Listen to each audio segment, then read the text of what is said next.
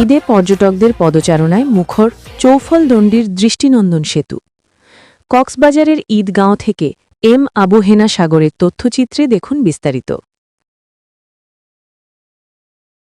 দীর্ঘতম সমুদ্র সৈকত নগরী কক্সবাজার, দ্বিতীয় সৌন্দর্য নজর কাটছে দৃষ্টিনন্দন চৌফলদণ্ডী সেতুটি। এবারের ঈদে স্থানীয় পর্যটকদের পদচারণায় মুখরিত হয়ে উঠেছে।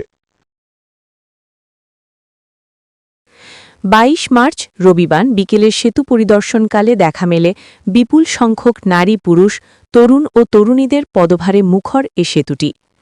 কেউ কেউ উন্মুক্ত পরিবেশে ঘোরাঘুরিতে ব্যস্ত, কেউ বা বন্ধুর সাথে আড্ডায় মশগুল, আর কেউ সেলফিতে ব্যস্ত। সব মিলিয়ে বিনোদন প্রেমীদের আনন্দ উল্লাসের কমতি নেই।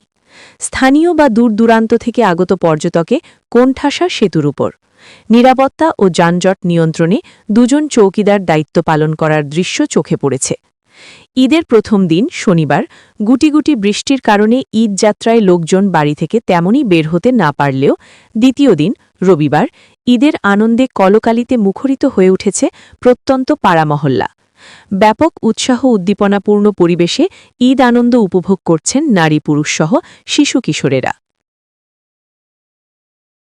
স্থানীয় বিনোদন কেন্দ্র হিসেবে সুপরিচিত নৈসর্গিক সৌন্দর্য চৌফলদণ্ডির সেতুর চারপাশে সাগর বিধৌত নির্মল হাওয়া খেয়ে সূর্যাস্ত ও পূর্ব পাশের বিস্তীর্ণ মাঠের নির্মহতা অবলোকন করে বিমুগ্ধ হচ্ছেন লোকজন।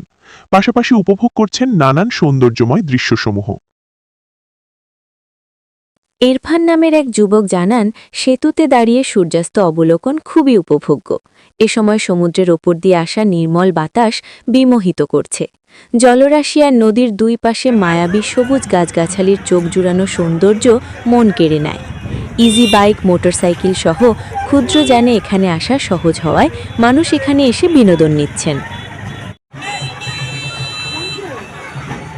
আইরিন জানান, পর্যটক উপস্থিতির খবরে বাড়ির পাশে সেতুতে ঘুরতে এসেছি। এখানেও বালিয়াড়ির মতো স্বচ্ছ বাতাস মেলে, তবে ঢেউর সেই গর্জনটা নেই।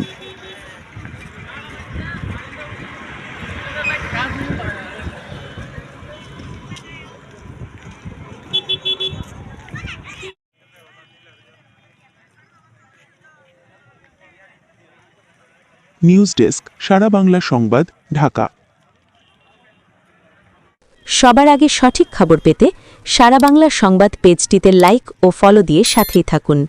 ইউটিউব থেকে সারা বাংলা সংবাদ চ্যানেলটি সাবস্ক্রাইব করুন। ধন্যবাদ।